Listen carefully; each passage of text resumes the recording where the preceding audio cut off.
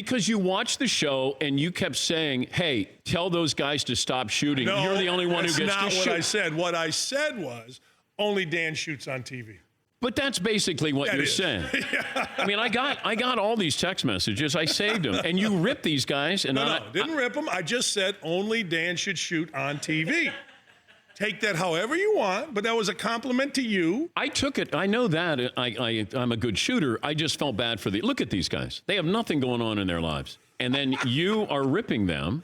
And I thought, why are you acting like Bob Knight all of a sudden here? Well, I did act like Bob Knight one time in the locker room. I was doing an imitation of him when I was a player, and he walked in. Oh, no. Yeah. So he was behind me. And Let me see your Bob Knight. You can't do Bob Knight unless you can swear. Now, I'm being totally honest. So I ended the whole thing by pointing at my chair, and Dakich, and he was rolling in the background. Oh, he was. And I had my eye, like I was looking, and Alfred's like, you're good. And I'm like, you mother. So, but you can't do Bob Knight unless you're swearing. It's just no good. So Bob didn't say anything to you? He laughed like crazy, and he laughed so hard, and then he said, let's go. It was before practice, and he said, let's go. Because what Coach Knight used to do was he was like, literally, if we had a meeting at 6, he would show up at 8, and you would all be sitting there, just like dummies. Literally, you'd be sitting there like we had a kid, Chuck Franz, who kept a blog. We had these notebooks, and he would keep how late Coach Knight was for meetings. And it was over a day we sat in there. True story. Okay, so what's the message that he's sending to you? He's hunting. He would be hunting, and he would come in, and he would be like he just got back from Beirut or somewhere. And he would, literally, you would come in and say, he would be in hunting gear, and he'd be like, all right, we'll see you guys tomorrow. And that'd be it? And we're like, what the hell? We're okay. But that first practice where you start to hear that language, and Bob you knew what you were getting into when you went there, right? Like the idea that kids get bothered by it is so disrespectful to kids. Like I didn't come to Indiana and all of a sudden a guy's swearing at me and I'm going to be upset by it, or Aaron Henry isn't going. I get. But you can't do it now. You can, you just can't do it on TV. Well, yeah, Tom Izzo. But yeah, coaches are a little bit, I think a lot of it actually, certain coaches are you are beholden to your team. I'll tell you this, my first practice, I'll never forget, it was the year after Isaiah won national championship. So it's 81, but it's in the fall, right? And you didn't have workouts like you do now. You just simply started practice October 15th. We had some running stuff. And I swear to God, my first practice, the first drill, I'm in a stance and I think I'm doing good. Stop. Oh, Did you ever play defense in your? Okay, I'm good. I weigh 110 pounds. Literally, I'm in practice and I look at Mike Fox, our manager. I go, Mike, I'm gonna die. How much more?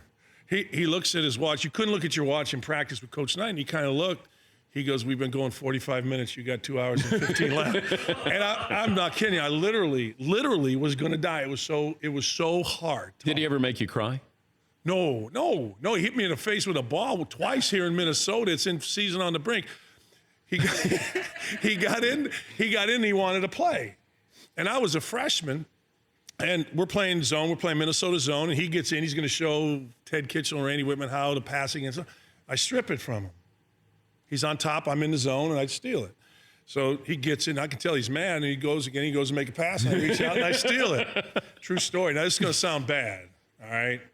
He takes a dribble, and I'm in a stance, and my face is exposed, takes a dribble, and throws the ball, hits me right in the face. That's what happened to your face. Whoa. The mystery solved. And then, so I give him the ball, and now I'm really in a stance. And he does it again, drills me right. It's in season under it, drills me right in the face. And now I turn and I'm like,